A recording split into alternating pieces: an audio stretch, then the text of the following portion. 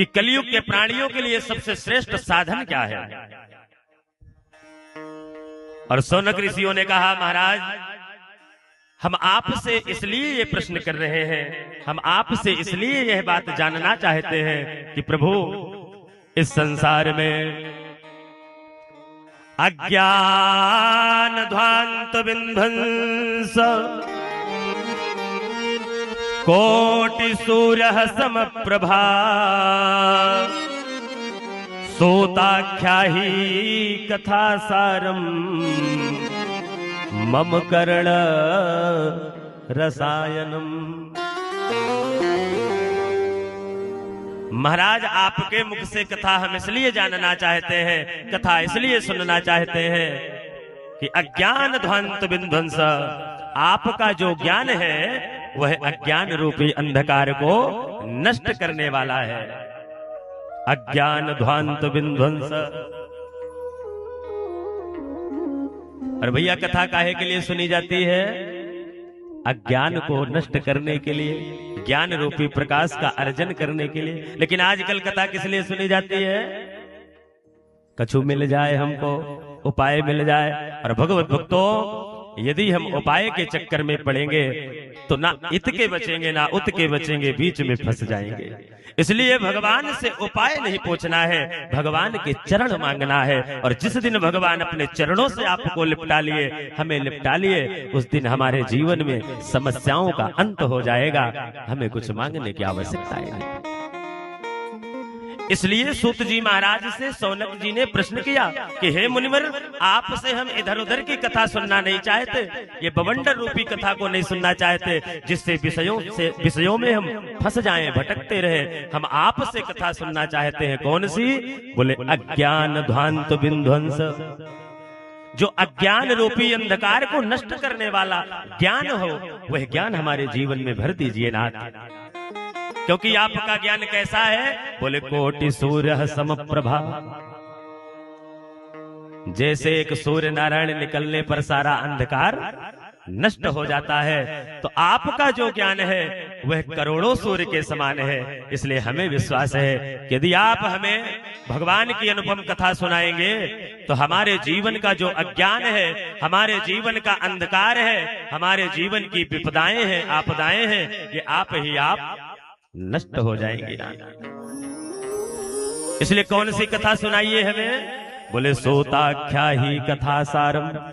समझना, बस 2 दिन समझने की कथा है, तीसरे दिन से कन्हैया के साथ खेलने की कथा है। 2 दिन समझने की कथा है, और ये 2 दिन समझ लिए तो कथा समझ में आ जाएगी। और इन्हीं 2 दिन में कोई जल्दी जाता नहीं है, तीसरे दिन से भक्त पंडाल पहुंचते हैं। इसलिए आज भी किसी से पूछो कि भागवत सुने हो? बोले हाँ महाराज भागवत तुमने सुना है। क्या करते हैं? बोले राधा कृष्ण नाचते हैं, बस नाचने के अलावा कुछ जानते ही नहीं। इसलिए भगवत भक्तों में निवेदन करूं कि आप लोग 7 दिन अपना समय जितने हैं आप देंगे तो निश्चित रूप से सुन करके लोग आएंगे, और 7 दिन जब कथा में समय देंगे तो आनंद आ जाएगा, आपको कथा समझ आएगा। यहाँ पर सूत जी महाराज कह रहे, शौनक जी कह रहे हैं, हे मुनिवर आप कृपा करें महाराज, इधर उधर की कथा मत सुनाइए। ये कथा तो रोज सुनते हैं, टीवी खोल ले तो कथा, रास्ते में बैठ जाए तो कथा। ये कथा नहीं सुनना चाहते। कौन सी कथा सुनना चाहते हैं? बोले सूताख्या ही कथा सारम। जिस कथा को सुनने से मम कर्ण रसायनम, हमारे कानों में पड़ते ही हमारे अंतःकरण की शुद्धता हो जाए, अंतःकरण पवित्र हो जाए, और भगवान में हमारा मन लग जाए, चित्त लग जाए, ऐसी कथा हम सुनना चाहते हैं। भाई कौन से डॉक्टर के पास हम जाते हैं? जो दवा खराब देता हो है? उसके पास नहीं जाते। जो खराब देता है, हम उसी डॉक्टर के पास जाते हैं जो दवा, जोर से बोलो भैया, अच्छी देता हो। तो भगवत भक्तों कथा वही है, जैसे एक दवा खाने से बीमारी ठीक हो जाए, तो एक बार कथा सुनने से भगवान से प्रेम हो जाए, तो निरंतर अपने आप यह धारा प्रवाहित होने लगती है, और यह निरंतर भक्ति करते अपने जीवन सदगति की ओर ले जा करके और सदगति को प्राप्त कर लेते हैं। इसलिए मैं निवेदन कर रहा हूं कि इस कथा में क्या मिलेगा क्या नहीं मिलेगा इसकी चिंता मत करना। प्रसाद में क्या मिला है क्या नहीं मिला इसकी चिंता मत करना। कथा में कृष्ण का प्रेम मिला है, श्री कृष्ण की कथा मिली है, श्री कृष्ण की भक्ति मिली है, बस इसको लेकर के जाना। और जब 7 दिन भक्ति मिल जाएगी तो ये भक्ति कहीं फिर जाने वाली, क्योंकि किसी ने कहा है कि पहले तो कृष्ण का रंग चढ़ता नहीं, पहले तो भगवान श्री कृष्ण का रंग चढ़ता नहीं, और कहीं एक बार मैया चढ़ जाए तो फिर इतना धीरे से फिर उतरता नहीं है। शायद कोंडा गांव वालों को वही रंग चढ़ चुका है? मोही अपने ही रंग में रंग ले।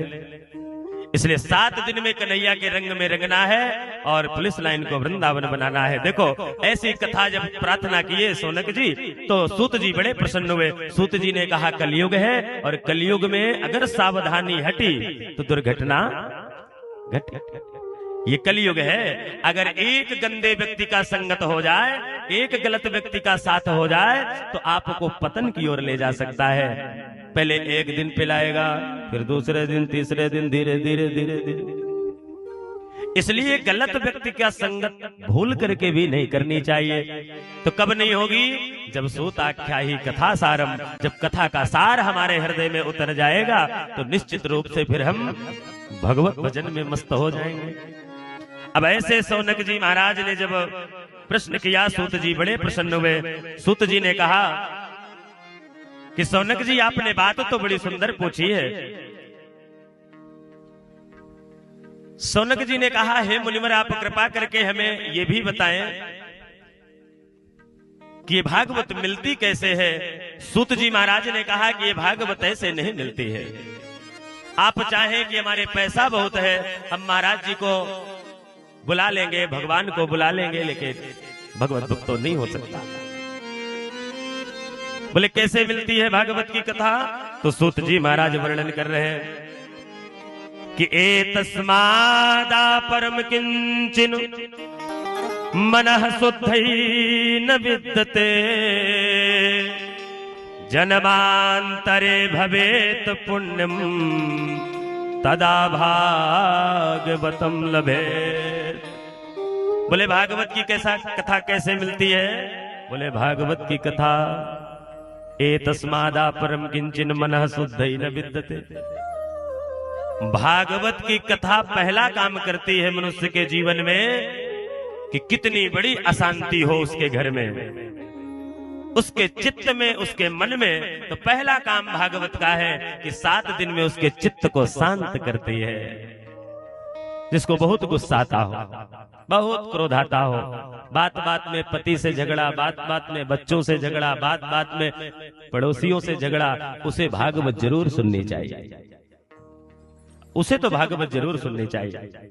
और भगवत भक्तों इन 7 दिनों में निश्चित रूप से, पर बोले महाराज भागवत ऐसे मिलती थोड़ी है कि हमें गुस्सा आ रहा चले जाएं पंडाल और कथा सुन ले। ना ना ना ना, तो कैसे मिलती महाराज? बोले भागवत की कथा तो तब मिलती है, बोले जन्मांतरे भवेत पुण्यम तदा भागवतम लभेत। 1-2 जन्म नहीं, जब मनुष्य के जन्म जन्मांतर के पुण्य भाग्य बनकर उदय होते हैं तब कहीं 7 दिन तक बैठ करके भागवत की कथा सुनने का सौभाग्य मिलता है। वही सौभाग्य पुलिस लाइन वालों को भी मिला है। इसलिए आप लोग भाग्यशाली हैं जो भगवान की कथा श्रवण कर रहे हैं।